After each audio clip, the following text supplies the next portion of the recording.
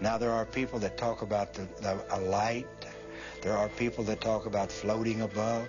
There are people that talk about a feeling of warmth and love. I didn't feel any of that.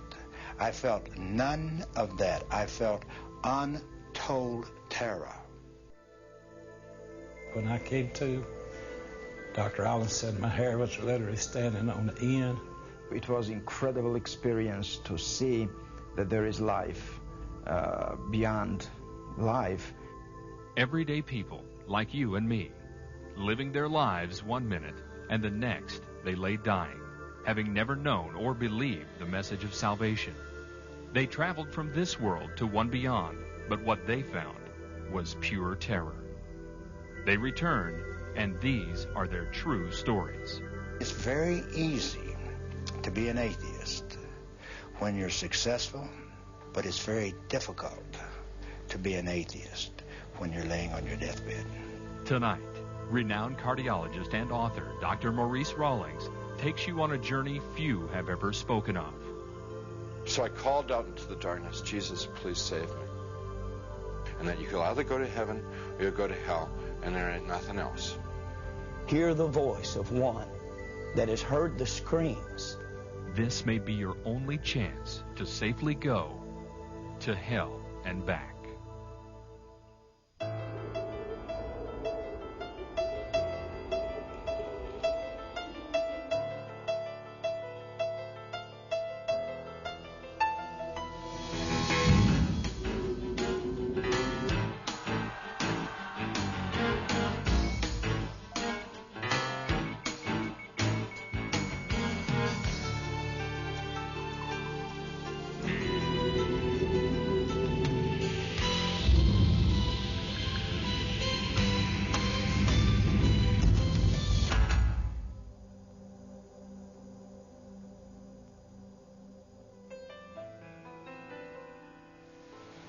This is an experiment on life after death.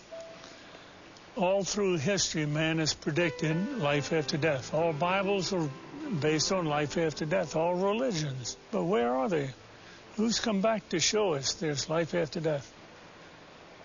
But now, through modern resuscitation methods, bringing the heart back, bringing breathing back, you and I can now bring a whole population of people back to talk to us about what's on the other side of death. See what you believe in some of these cases that we're going to present. The good ones are a dime a dozen because people love to tell about this wonderful experience after I died and I came back. The hell experiences are embarrassing. It's an F on the report card, a slap in the face. But we have some cases we're going to present tonight that tell you about their own hell experiences so that you won't go where they went. Notice that death is reversible. You have 4 minutes survival time of the brain cells without blood flow before rigor mortis sets in. True death sets in where resurrection is required. Something man can't do. We can do resuscitation, something God has permitted us to do. And how many hell experiences have had salvation on the floor, conversion on the floor, and only remember the good experiences to report? Such was not the case in Ronald Reagan. He had his little boy with him, was going to a 7-Eleven store, and got in an argument. A bottle was broken. He became stabbed multiple times by his assailant. And then the rest of the story we're going to present to you on film. In 1972, my life was broken. I was a drug addict. I was a criminal. My family was broken. My wife had filed for divorce a couple of times. My children were afraid of me. I really couldn't hold a job. My mental state was terrible. And it was in that frame of life that I took my 6-year-old son one night and went down to a little market, going inside to purchase some things. And on the way in to that market, I met a gentleman coming out the door, and an argument erupted, and before I knew it, I had just hit him, knocked him down, and he fell into a stack of bottles. The bottles bursted, and immediately he leaped up with a broken bottle and began to stab at me. I lifted my left arm to try to stop the blow, and the bottle actually severed the biceps muscle, the major arteries in my arm, and I was bleeding to death in just a matter of seconds. But full of anger and hatred and rage, I kept fighting and kept bleeding. My little son was screaming. He was hysterical. But the man that ran the store came over and said, if you don't get to a hospital, you'll bleed to death in just a few minutes. So he actually took me in my own automobile to the hospital, and when we entered the emergency room, I was barely conscious. And as the medical attendants began to work on me, I could hear their voices, and I could hear them saying, "We can't help him. He'll have to be transported to another hospital. Probably will lose the arm." And as they loaded me into an ambulance, my wife had arrived by that time and got in the ambulance with me. But as they pulled out of the parking lot of that hospital, a young paramedic looked down into my face, and I could barely see him. I was so weak. But he said, "Sir, you need Jesus Christ." And I didn't know Jesus. I didn't know what he was talking about. So my reaction to that was to begin cursing. And again, he stated to me, "You need Jesus."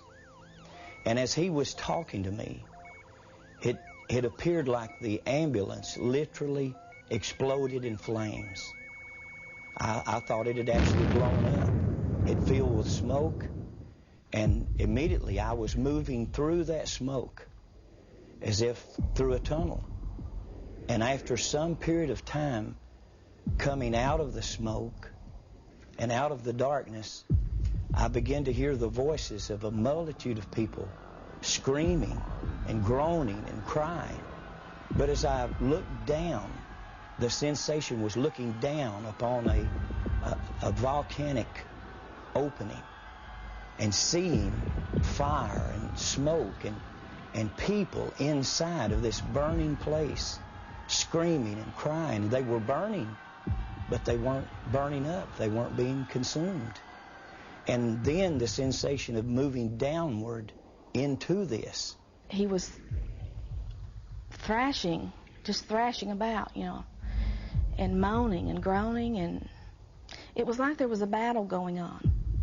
I wasn't a Christian at the time, and I didn't even know anything about spiritual battles. But it was scary to me in the fact that I could feel it. I could feel it was like light and darkness. It was like he was fighting against something. And I didn't know what, but now I know, he was seeing the vision of hell. But the most terrible part of it, I began to recognize many of the people that I was seeing in these flames, as if a close-up lens on a camera was bringing their faces close to me. I could see their features and see the agony and the pain and the frustration. And a number of them began to call my name and said, "Ronnie, don't come to this place. There's no way out. There's no escape. If you come here, there's no way out."